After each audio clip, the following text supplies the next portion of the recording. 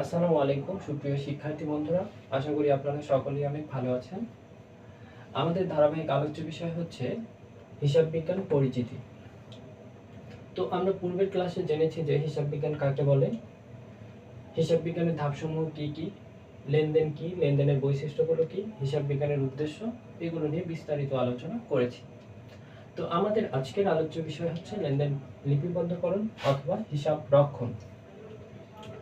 লেনদেন লিপিবদ্ধকরণ বা হিসাব রক্ষণ হচ্ছে হিসাব বিজ্ঞান প্রক্রিয়ার দ্বিতীয় ধাপ।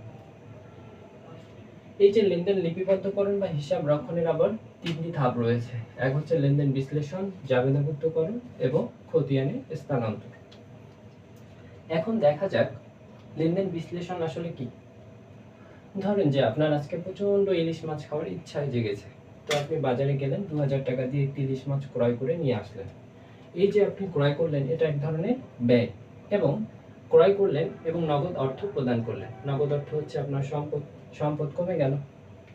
এরপর আপনি করলেন কি, যেহেতু আপনার ব্যয় বৃদ্ধি পেয়েছে তাই আপনাকে ডেবিট করতে হবে, এবং সম্পদ কমে গেল তাই ক্রেডিট করতে হবে।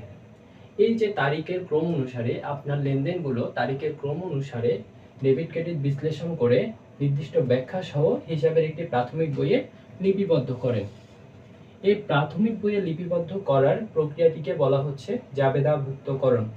এই জাবেদার আরেকটি নাম হচ্ছে হিসাবের প্রাথমিক বই। এরপর আমরা করি কি, জাবেদাভুক্ত করার পর লেনদেন সমূহ খতিয়ানে স্থানান্তর করি। এই খতিয়ানকে বলা হচ্ছে হিসাবের পাকা বই। এগুলো নিয়ে আমরা আরো বিস্তারিত আলোচনা করব, বিশেষ করে জাবেদাভুক্তকরণ এবং খতিয়ান নিয়ে। তো সুপ্রিয় শিক্ষার্থী বন্ধুরা, এতক্ষণ ধরে আমরা যা শিখছি সেখান থেকে একটা প্রশ্ন বারবার বিভিন্ন বিশ্ববিদ্যালয় সহ বিভিন্ন পরীক্ষায় আসে, সেটি হচ্ছে হিসাব বিজ্ঞান এবং হিসাব রক্ষণের মধ্যে পার্থক্য কি তা আলোচনা করো এবং বৈশিষ্ট্যগুলো লিখো। তো আমরা যদি চিন্তা করি যে একটা বট গাছের অনেকগুলো ডালপালা থাকে, শেকড় থাকে, সেরকম হিসাব বিজ্ঞান হচ্ছে একটি বট গাছ, এবং এই ডালপালা অথবা একটা শেকড় হচ্ছে লেনদেন লিপিবদ্ধকরণ বা হিসাব রক্ষণ। অর্থাৎ আমরা বলতে পারি যে লেনদেন লিপিবদ্ধকরণ বা হিসাব রক্ষণ হচ্ছে হিসাব বিজ্ঞান প্রক্রিয়ার একটি ছোট্ট ধাপ মাত্র। এখন আসেন হিসাব বিজ্ঞানের প্রারম্ভিক ইতিহাস নিয়ে একটু কথা বলা যাক। আমরা সকলেই জানি যে হিসাব বিজ্ঞানের জনক হচ্ছে লুকা প্যাসিওলি। এর পূর্ণ নাম হচ্ছে ফারা লুকা বার্তোলোমিও ডি প্যাসিওলি। এই ভদ্রলোকের বাসা হচ্ছে ইতালির ভেনিস শহরে। তিনি একজন ল্যাটিন ভাষীয় মানুষ। হিসাব বিজ্ঞানের আধুনিক ধারণা সম্বলিত প্রথম তিনি একটি বই লিখেন, যে বইটির নাম হচ্ছে সুম্মা দি অ্যারিথমেটিকা জিওমেট্রিয়া প্রপোর্শনালিটা। এই বইটি তিনি লিখেন হচ্ছে 1494 সালে 10ই নভেম্বর ইতালির ভেনিস নগরীতে ল্যাটিন থেকে উদ্ভূত ইতালীয় ভাষায় সেটা পরবর্তীতে প্রকাশ করেন। কোন ভাষায় প্রকাশ করেন? ইতালীয় ভাষায় প্রকাশ করেন। এই ভদ্রলোক ছিলেন একজন গণিত শাস্ত্রবিদ। তিনি একজন গণিত শাস্ত্রবিদ ছিলেন। এই বইটি মূলত শুরুতে 5টি খণ্ডে বিভক্ত করে। এর পরবর্তীতে বইটিতে হিসাব রক্ষণ বিষয়ে 36টি অধ্যায় আমরা পেয়ে থাকি। তো এই বইটির দ্বিতীয় সংস্করণ হয় হচ্ছে 1523 সালে। বইটি মূলত লেখা হয়েছিল দুতরফা দাখিলা পদ্ধতির উপর ভিত্তি করে।